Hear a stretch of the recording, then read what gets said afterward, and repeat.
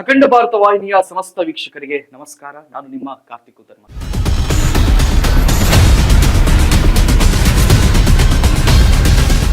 ಕುಂಭಮೇಳ ನಡೀತಾ ಇದೆ. ಅಘೋರಿಗಳು, ನಾಗಸಾಧುಗಳು, ಅನೇಕ ದೀಕ್ಷೆಗಳನ್ನ ತೆಗೆದುಕೊಂಡವರು ಅವರೆಲ್ಲರನ್ನ ಕೂಡ ನೀವು ಟಿವಿಗಳಲ್ಲಿ, ಮಾಧ್ಯಮಗಳಲ್ಲಿ ನೋಡ್ತಾ ಇದ್ದೀರಿ ಮತ್ತು ಹೆಚ್ಚಿನವರು ಕುಂಭಮೇಳಕ್ಕೆ ಸಹ ಹೋಗಿ ನೋಡಿದ್ದೀರಿ. ಆದ್ರೆ ಅನೇಕರಲ್ಲಿರುವಂತ ಪ್ರಶ್ನೆ, ಇವರೆಲ್ಲರೂ ಕೂಡ ಸಾಧುಗಳು, ಯಾರ ಮೇಲೆ ಕೂಡ ಘಾಸಿಯನ್ನ ಗೊಳಿಸಿದಂತವರು, ಆದ್ರೆ ಅವರ ಕೈಯಲ್ಲಿ ವಿಚಿತ್ರವಾದಂತಹ ಆಯುಧಗಳಿವೆಯಲ್ಲ, ಅದನ್ನ ಯಾವಾಗ ಅವರು ಬಳಸ್ತಾರೆ ಅನ್ನುವಂತ ಪ್ರಶ್ನೆ ನಿಮ್ಮಲ್ಲಿ ಇರಬಹುದು.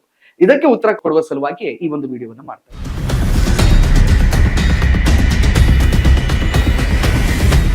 ಬಹುಶಃ ಶತಮಾನಗಳ ಹಿಂದಿನ ಆಯುಧಗಳು ಇವತ್ತಿಯೂ ಕೂಡ ನೀವು ನಾಗ ಸನ್ಯಾಸಿಗಳ, ಅಘೋರಿಗಳ ಕೈಗಳಲ್ಲಿ ಕಾಣಬಹುದಾಗಿದೆ. ವಿಚಿತ್ರವಾದಂತಹ ಖಡ್ಗಗಳು, ಅಥವಾ ನೀವು ಯಾವತ್ತು ನೋಡದಿರದಂತಹ ತ್ರಿಶೂಲಗಳು, ಅಥವಾ ಬೇರೆ ಬೇರೆ ರೀತಿಯಾದಂತಹ ಆಯುಧಗಳು ಏನಿವೆ, ಇವು ಅನಾದಿ ಕಾಲದಿಂದಲೂ ಅವರ ಗುರುಗಳು ಅವರಿಗೆ ನೀಡಿರ್ತಾರೆ, ಅಥವಾ ಅವರು ದೀಕ್ಷೆಯನ್ನ ತೆಗೆದುಕೊಳ್ಳುವ ಸಂದರ್ಭದಲ್ಲಿ ಅವರೇ ಅದನ್ನ ಮಾಡಿರ್ತಾರೆ. ಒಟ್ಟಾರೆಯಾಗಿ ಪ್ರತಿಯೊಬ್ಬ ನಾಗ ಸಾಧುವಿಗೂ ಕೂಡ ಒಂದೊಂದು ಆಯುಧಗಳಿರ್ತದೆ. ಹಾಗಾದ್ರೆ ಈ ಆಯುಧವನ್ನ ಅವ್ರು ಯಾವಾಗ ಪ್ರಯೋಗ ಮಾಡಿದ್ರು? ಬಹುಶಃ ಇತ್ತೀಚಿನ ಇತಿಹಾಸವನ್ನ ನೋಡಿದಾಗ ಎಲ್ಲೂ ಇಲ್ಲ. ಆದ್ರೆ ಹಿಂದೊಮ್ಮೆ ನಾಗ ಸಾಧುಗಳು ಅವರ ಆಯುಧವನ್ನ ಪ್ರಯೋಗವನ್ನ ಮಾಡಿದ್ರು. ಆ ಕಥೆಯನ್ನ ನಾನು ನಿಮ್ಗೆ ಹೇಳಬೇಕು. ಬಹುಶಃ ಬಹಳ ಬೇಸರ ಆಗುತ್ತೆ. ಏನು ಅಂತ ಕೇಳಿದ್ರೆ, ಭಾರತದ ಮಕ್ಕಳಿಗೆ ಹೇಳಿಕೊಡುವಂತ ಪಠ್ಯ ಪುಸ್ತಕಗಳಲ್ಲಿ ಇತಿಹಾಸದಲ್ಲಿ ಏನನ್ನು ಕಲಿಸಿದ್ದಾರೆ ಅಂತ ಹೇಳಿದ್ರೆ, ಮೊಘಲರು ಬಂದ್ರು, ಇಲ್ಲಿನ ದೇವಸ್ಥಾನಗಳನ್ನ ಧ್ವಂಸ ಮಾಡಿದ್ರು, ಇಲ್ಲಿನವರ ಮೇಲೆ ದಬ್ಬಾಳಿಕೆಯನ್ನ ಮಾಡಿದ್ರು, ಮೊಘಲರು ಈ ನಾಡನ್ನ ಆಳಿದ್ರು. ಬ್ರಿಟಿಷರು ಬಂದ್ರು, ಇಲ್ಲಿನ ಹಿಂದೂ ದೇವಾಲಯಗಳ ಮೇಲೆ ದಾಳಿಗಳನ್ನ ಮಾಡಿದ್ರು, ಧ್ವಂಸ ಮಾಡಿದ್ರು, ಇಲ್ಲಿ ಜಾತಿ ಪದ್ಧತಿಗಳನ್ನ ಹುಟ್ಟು ಹಾಕಿದ್ರು, ಬ್ರಿಟಿಷರು ನಮ್ಮನ್ನ ಆಳಿದ್ರು. ಎಲ್ಲೋ ಒಂದು ಕಡೆ ಈ ಮನಸ್ಥಿತಿಯನ್ನ ರೂಪಿಸ್ತಾ ಇದ್ದಾರೆ ಮಕ್ಕಳಿಗೆ. ಇಲ್ಲ, ನಾವು ಹಿಂದೂಗಳು ನಿಷ್ಪ್ರಯೋಜಕರು, ನಾವು ಯಾರ ಮೇಲೂ ದಾಳಿ ಮಾಡ್ಲೇ ಇಲ್ಲ, ನಾವೆಲ್ಲರೂ ಕೂಡ ದಾಳಿಗೆ ಒಳಗಾದವರು ಮಾತ್ರ ಅಂತ ಹೇಳಿ ಅವರ ಮನಸ್ಥಿತಿಯನ್ನು ರೂಪಿಸುವಂತ ಒಂದು ಷಡ್ಯಂತ್ರ ಒಳಗಿಂದ ತನ್ನಂತಾನಾಗಿ ಆಗ್ತಾ ಇದೆ. ನಮಗಿನ್ನೂ ಅರಿವಾಗ್ಲಿಲ್ಲ ಅಷ್ಟೇ.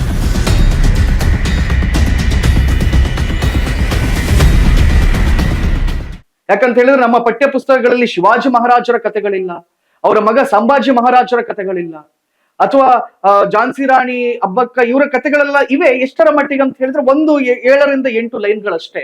ಆದ್ರೆ ನಮ್ಮ ವೀರ ಕಥೆಗಳನ್ನ ಎಲ್ಲೋ ಒಂದು ಕಡೆ ಮೂಲೆ ಗುಂಪು ಮಾಡಿ ಮೊಘಲರು ನಮ್ಮನ್ನ ಆಳಿದ್ರು, ಬ್ರಿಟಿಷರು ನಮ್ಮನ್ನ ಆಳಿದ್ರು ಅಂತವೇ ಹೇಳಲಾಗ್ತಾ ಇದೆ. ಸೊ ಇದಕ್ಕ ಕಥೆಯನ್ನ ಮುಂದುವರಿಸ್ತೇನೆ. ಈ ನಾಗಸಾಧುಗಳ ಕಥೆಯನ್ನ ನಾನು ನಿಮ್ಗೆ ಹೇಳಬೇಕು.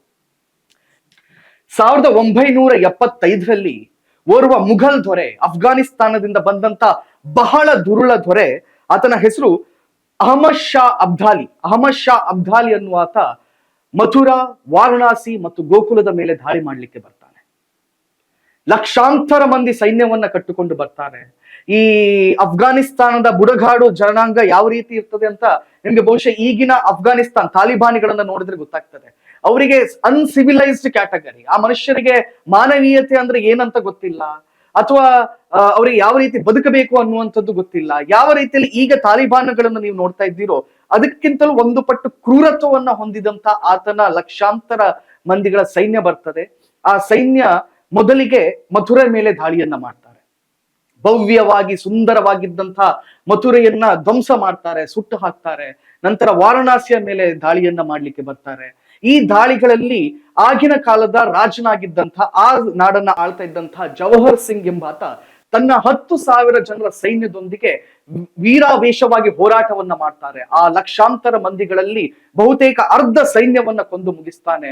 ಆದ್ರೆ ಏನ್ ಮಾಡೋದು, ಅವರು 1,00,000 ಜನ ಇದ್ರೆ ಇವರು ಕೇವಲ 10,000 ಜನ ಮಾತ್ರ. ಇವರೆಲ್ಲರೂ ಕೂಡ ಮರಣವನ್ನ.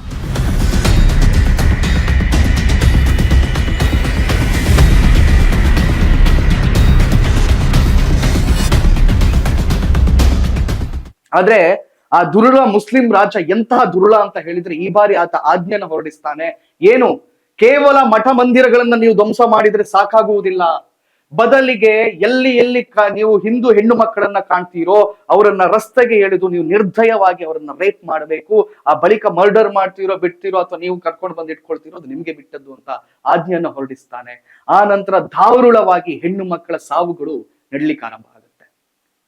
ಬಹುಶಃ ಅಂದಿದ್ದಂತಹ ಆ ನದಿಯಲ್ಲಿ ಸಾವಿರಾರು ಮಂದಿ ಹೆಣ್ಣು ಮಕ್ಕಳ ಶವಗಳು ತೇಳ್ಲಿಕ್ಕೆ ಆರಂಭ ಆಗುತ್ತೆ. ಯಾವಾಗ ಈ ವಿಚಾರಗಳು ನಮ್ಮ ಧರ್ಮದ ಹೆಣ್ಣು ಮಕ್ಕಳ ಅಸ್ಮಿತೆಗೆ ಪ್ರಶ್ನೆ ಬಂತು ಅಂತ ಹೇಳಿ ನಾಗ ಸನ್ಯಾಸಿಗಳ ಅಕಾಲಿ ದಳಗಳಿಗೆ ಗೊತ್ತಾಗುತ್ತೋ, ಆಗ ನಾಗ ಸನ್ಯಾಸಿಗಳು ಗೋಕುಲಕ್ಕೆ ಆಗಮಿಸ್ತಾರೆ. ಅಕಾಲಿ ದಳ ಅನ್ನುವುದನ್ನ ಶಂಕರಾಚಾರ್ಯರು ಆರಂಭಿಸಿದ್ದು. ಬಹುಶಃ ಮೊದಲಿಗೆ ಈ ಅಕಾಲಿ ದಳಗಳು ಅಂತ ಇರಲಿಲ್ಲ, ಸಾಧಾರಣವಾಗಿ ಒಂದಿಷ್ಟು ಪಂಗಡಗಳು ನಾಗ ಸನ್ಯಾಸಿಗಳು ಅವ್ರ ಪೂಜೆಯನ್ನ ಮಾಡ್ತಾ ಇದ್ರು. ಆದ್ರೆ 7 ಶೈವ ಅಕಾಲಿ ದಳಗಳನ್ನ ಮತ್ತು 3 ವೈಷ್ಣವದ ಅಕಾಲಿ ದಳಗಳನ್ನ ಮತ್ತು 3 ಸಿಖ್ ಅಕಾಲಿ ದಳಗಳನ್ನ ಶಂಕರಾಚಾರ್ಯರು ಸ್ಥಾಪಿಸ್ತಾರೆ. ಈ ಅಕಾಲಿ ದಳಗಳಿಗೆ ಆ ನಂತರದಲ್ಲಿ ಗೋಕುಲಕ್ಕೆ 7ನೇ ಶತಮಾನದಲ್ಲಿ 17ನೇ ಶತಮಾನದಲ್ಲಿ ದಾಳಿ ಆಗೋ ಸಂದರ್ಭದಲ್ಲಿ ಇವರೆಲ್ಲರೂ ಕೂಡ ಆಗಮಿಸ್ತಾರೆ. ಬಹುಶಃ ಅದುವರೆಗೆ ಮೊಘಲರಿಗೆ ಈ ರೀತಿಯ ಒಂದು ಯುದ್ಧದ ತಂತ್ರಗಳು ಭಾರತದಲ್ಲಿ ಇದೆ ಅನ್ನೋದೇ ಗೊತ್ತಿರುವುದಿಲ್ಲ.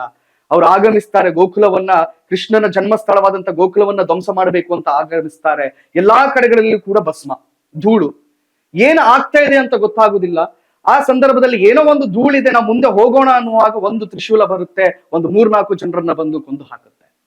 ಇನ್ನೆಲ್ಲಿಂದಲೋ ಒಂದಿಷ್ಟು ಖಡ್ಗಗಳು ಹಾರಿ ಬರುತ್ತೆ, ಇವರ ರುಂಡಗಳನ್ನ ಚಂಡಾಡಿ ಅದು ಹೋಗ್ಬಿಡುತ್ತೆ. ಇವರಿಗೆ ಅರ್ಥವೇ ಆಗಲ್ಲ ಇದು ಏನ್ ಆಗ್ತಾ ಇದೆ ಅಂತ ಹೇಳಿ.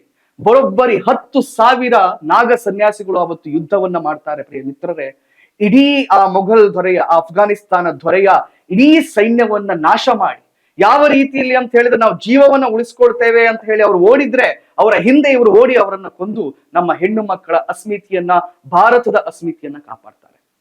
ಹೀಗಾಗಿ ನೀವೇನ್ ನೋಡ್ತಾ ಇದ್ದೀರಿ ವಿಚಿತ್ರವಾದಂತಹ ಆಯುಧಗಳು, ಅವು ಯಾವಾಗ ಧರ್ಮದ ವಿಚಾರಕ್ಕೆ ಪ್ರಶ್ನೆಯನ್ನ ಬರ್ತದೋ, ಯಾವಾಗ ಸನಾತನ ಧರ್ಮದ ಅಸ್ಮಿತೆಯ ಪ್ರಶ್ನೆ ಬರ್ತದೋ, ಆಗ ಅದನ್ನ ನಾಗಸಾಧುಗಳು ಪ್ರಯೋಗವನ್ನ ಮಾಡ್ತಾರೆ. ಇವಿಷ್ಟು ಈ ಹೊತ್ತಿನ ವಿಚಾರ.